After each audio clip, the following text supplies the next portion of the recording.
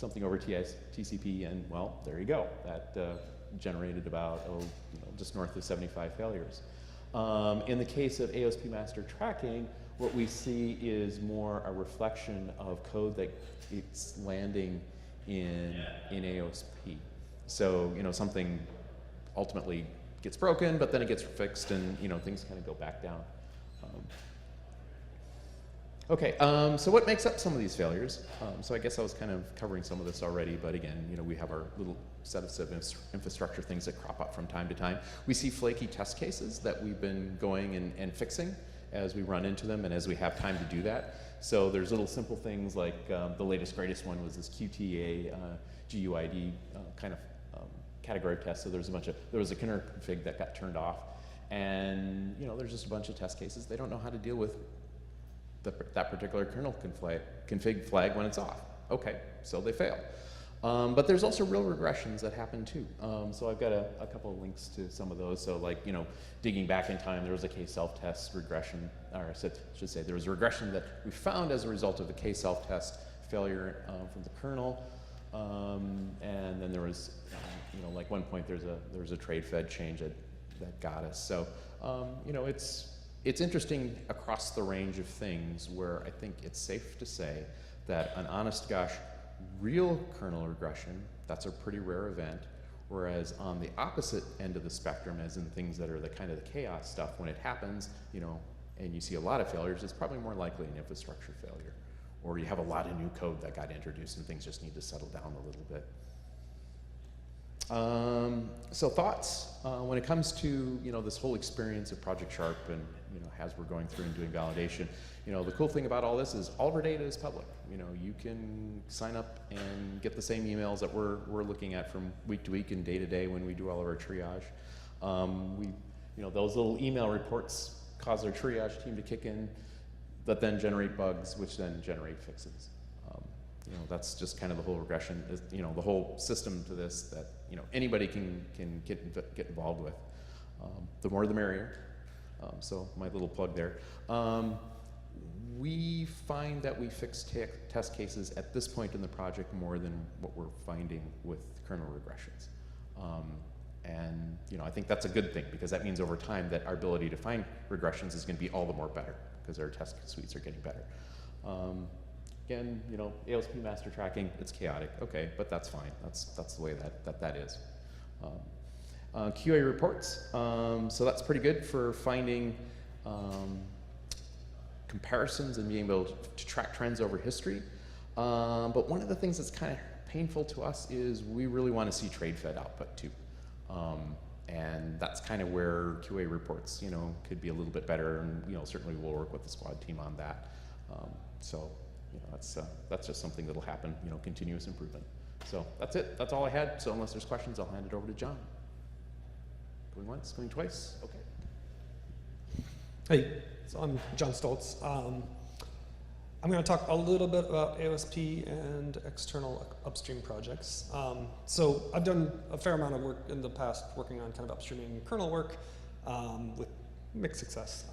But there is a lot of good work going on. The Android team's been kind of had a renewed focus on actually upstreaming kernel work. So I'm seeing lots of kind of real positive changes there. Also, some work that Linaro's been doing recently, along with some Android developers, is trying to keep the AOSP masters branches synced with external free desktop.org projects. And those particular, the DRM hardware composer, libdrm, and Mesa. And so this has been going fairly well, but in doing this, we're also finding some new friction points. And so some of those friction points in working with those upstream projects is that AOSP doesn't really, I guess, pay too much concern about compatibility with older versions of Android. The older versions are in a branch, they kind of are stopped and maintained in those separate branches. But these external upstreams actually want their latest releases to work with all the active Android releases. And in fact, their sense of active is somewhat out of date because they care about Lollipop on, and Lollipop isn't even a stable or maintained AOSP release anymore. And they kind of care about this to the extent that they prefer those older releases working over even AOSP master. And so this can be kind of a bit of a tense friction point because we aren't able to sometimes get AOSP master to work with the latest branches because we can't break those super old branches. Additionally, AOSP is kind of, the build system has an increasing requirement for using blueprints instead of makefiles. There's things that you need for treble that sometimes you can't do with makefiles that you need blueprints for. But the subtlety there is, and I guess the other problem is that we can't usually mix the two. There's no way to have, or at least I haven't found one, there may be possible, but a way to have both the makefile and the blueprints coexist in the same project, which would be needed in order to have that support for those super old builds as well as the new ones. But even within just using blueprints, the blueprint syntax isn't necessarily locked and backwards compatible, so there's sometimes new things that are added that might not work with older revisions, and so that's an area of just concern. Further, as Sumit's found, with the treble requirements, it's creating lots of strict rules about what code can do, what it can access, and trying to put these restrictions on external projects is difficult. In some case, we've been pushed well, if you can kind of compile this stuff out, then it can work with treble. But the upstream projects don't necessarily, I guess, they're not as concerned about this because this isn't a problem for their, standard Linux desktops environments. And so we need to find a way to kind of make this maybe more interesting to them.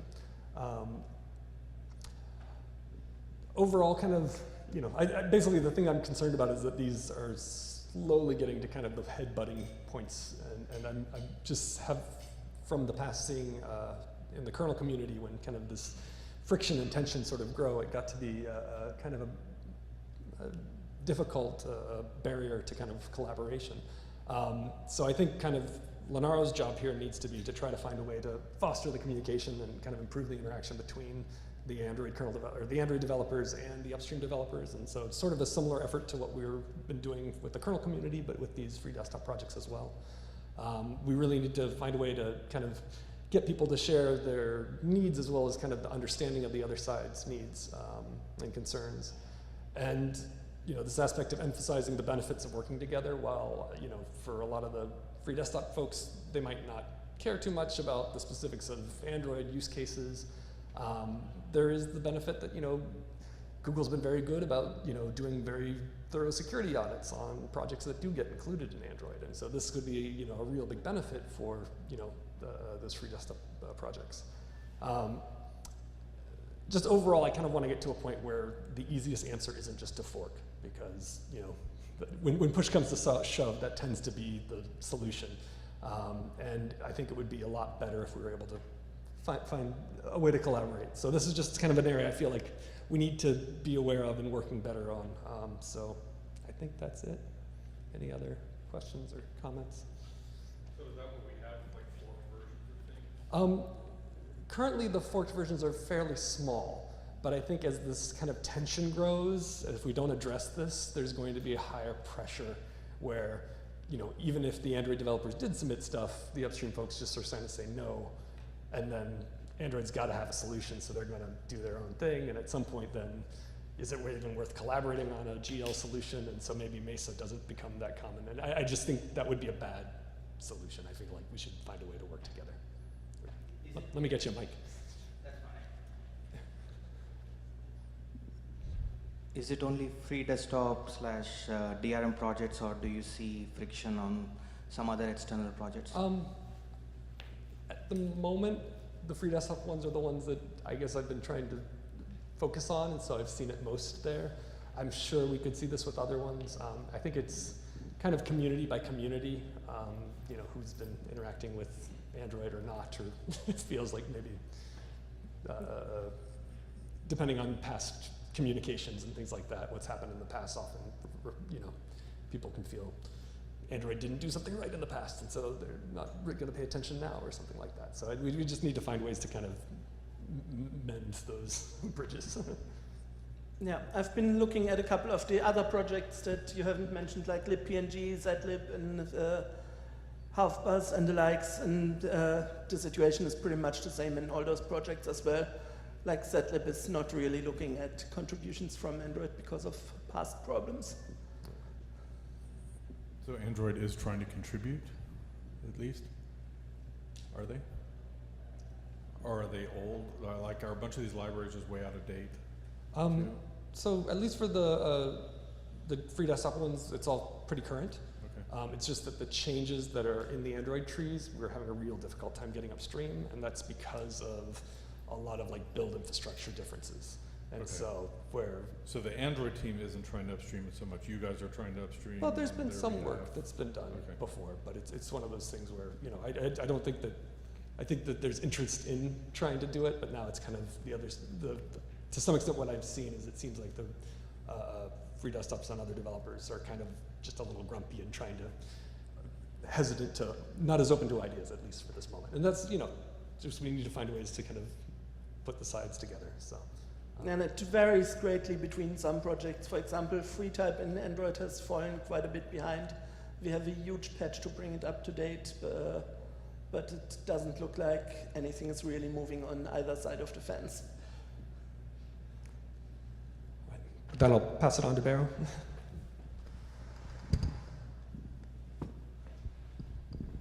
So I'm going to give a quick update on our Clang master builds. So what we are currently doing is on CI Linaro org, we have nightly snapshots of LLVM and Clang and Poly and OpenMP and compiler RT, and also Clang tools extra building. And then when a build succeeds, we automatically try to build AOSP with it. At the moment we need, I think, 5 patches or so to make that work.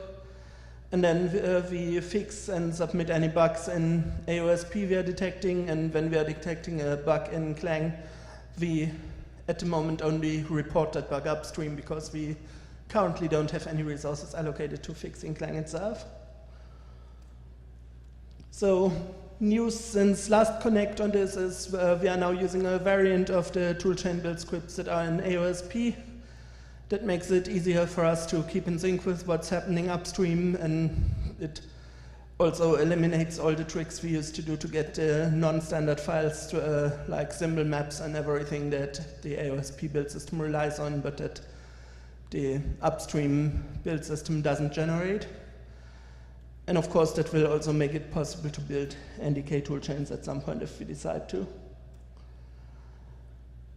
Now, there's a couple of future projects that we could do to make this even more interesting. I'm not promising that those will actually happen. It depends mostly on member input and approval of resources to work on it. One is more testing on Clang release branches. Right now, we are only doing the master branch, and we are testing release branches manually whenever there's an RC release or so. Next project idea would be building an NDK, and combined with that, maybe the next step of enabling some extra languages in there, like having Swift available in an NDK build, might be interesting for app developers trying to port something from that other mobile OS. Another interesting thing would be building the native ARC64 compilers, so we don't need x86 boxes to build on anymore. Then another idea would be adding bin utils into the mix. Right now we are using the pre-built binaries from AOSP, but it might be nice to also test if newer bin utils upstream, like 231.1 or even nightly snapshots going along with the Clang version, would work. Another interesting thing would be obviously to automatically git bisect stuff when there's a new failure. So unless there's questions, I'm going to pass on to Sumit.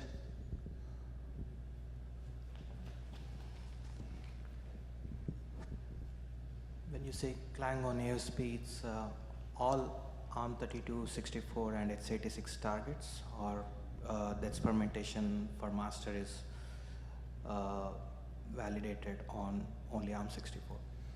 So we are building all of them, including even the Windows cross compilers that are built by the AOSP script, but we are only testing it on ARC64 for now. So adding another build for X15 or so might be another interesting project to build on top of it. And second question is, this effort doesn't include the bootloader part. It's only kernel and above build. At the moment, it's only AOSP user space, not even including the kernel, but it will definitely include the kernel at some point. The LKFT guys are also looking into building kernels with Clang, and at some point, when the bootloaders are in shape for it, we'll also try to add the bootloaders into it. Okay, thanks. Yeah, and just to be clear, from a LKFT testing perspective, we do build kernels today with Clang as part of our testing effort, but we're not using this particular toolchain, we're using the Google one. Hi everyone, I think I have a few minutes, so I can take time. I'm not going to talk about anything Android in this particular thing. It was just sort of a small side project I was trying to do while helping out with the LKFT testing. So I saw Chase not here, but Chase is there. Hey Chase. So Chase did an excellent thing. I'll just talk about that. What is the remote LKFT lab? It's basically using Lava's distributed instance setup, and it allows us to run our own devices, run tests on our own devices, and then report them to LKFT if we want to. So Chase did the amazing work of creating and documenting all of this, and the link is there. You can just look up for LKFT Remote Lab, and you'll be able to find it. Right now it uses an Intel laptop as a dispatcher and an RPI 3 plus relays for power and OTG control. So what was my motivation? I just wanted to see if I can do it on ARM on ARM. We heard this theme this morning, but so I wanted to use only ARM devices. So ARM as a dispatcher, ARM as a PDU control. So I'm using set of relays controlled by a GPIO as Chase had recommended and he'd done already, and of course ARM device for test. First idea was to try, why do I need the laptop? Why can't I just do everything on the RPI 3? And it started off okay, but it had a few things, like it required a 64-bit OS setup, the Lava installation, whereas the default RPI 3 is only 32-bit user space. So I figured out a mechanism to do it. It's not straightforward from the RPI 3 set of tools, but it was manageable to do. But for me, for some reason, the USB connections used to get reset whenever I would do a toggle of GPIOs. And it was, I didn't spend a whole lot of time on trying to root cause it because I had already another thing that I wanted to try out. So I had Dragonroot 410. And the good things were that it already had excellent Debian support. Lava dispatcher's setup was like really straightforward, but where I ran into issues there was that the GPIOs drive at 1.8 volts, and the relays that I was using were either 5 volts or 3.3. So at that time, I didn't think or know about the level shifters that are already available in the audio mezzanine. I got to know about this morning, but another solution that then happened was trying to use 96 ports Carbon to do the relay control, and that's where Money gave me the suggestion, but I used Daniel's excellent small tool to use that as the USB relay setup, and I should have actually put a link here. The added bonus with that is that it's a 96 ports complete solution to try and do it. It works, but it's slow. So it's okay if you have one device under test, but if you have more, probably it'll struggle a little bit. So I got approval for a Macchiato bin, which is like good, decently powerful, A72 quad core, 4 GB RAM, has an excellent mainline Debian story. There were some setup quirks, but it was not terribly bad. It was manageable. So UEFI, it comes by default with U-boot, but UEFI is needed if you want to do Debian and all of that. So it's been quite okay so far. There were a few other miscellaneous issues which, it took me some time to figure out. The relay board that I had bought had inverted highs and lows. And the script that was used to toggle them had an option of inverting, so it was easier, this bit was easier to manage. So I just did an invert of invert. But there's a pulse command in the OCM3 that Daniel's setup uses, and that didn't work very well with whatever I was trying to do. So I again hacked around and didn't do an off and pulse, but just did an on and off for a reboot. And right now it's working. I have not yet connected it to the main Lava LKFT instance, but that's on my to-do.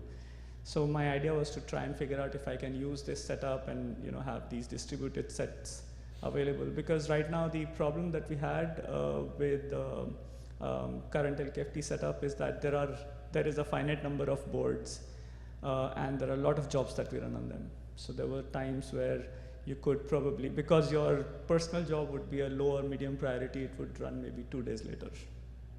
I mean, I know I'm exaggerating a little bit, but it was slow to get results back. So I thought, why not, when I saw Chase's idea, I thought, why not try and have one setup ready which uses my boards, which I may not be using at the time, to provide extra slaves to run these tests and maybe help make it faster. I promise there will be a blog post soon about it. I have not written it yet, but it's going to be there soon. We are just a minute short of time. There's actually a cheeky advert, which is that one of my team is doing a similar presentation tomorrow afternoon based on DB820C as the, it's actually the Lava master as well as the slave, but it's just, sorry, to add that. Any questions? Can you please go back to this slide with level shifters? Yeah, so just random idea. So probably you can use external pull-up and use GPIO line, like emulating open drain behavior, just switching it into input mode when you want to provide high level with external pull-up to 5 volts, right? And when you want to just provide low level, you can just switch it to output mode and just set it to 0. So just a random idea. That's what the Carbon is actually doing. Because the Carbon's a 3.3 volt device and that can't run a 5 volt relay either. Yeah, I just took the short, I just took the easiest path out. So, yeah. But thanks, I'll try that out. Quick question, what is OCM3? You can ask me. Okay. So thank you, we're just out of time. We'll move on to the next one, which is Amit's. Yeah, end of this session. The next one is from Amit. Thanks very much.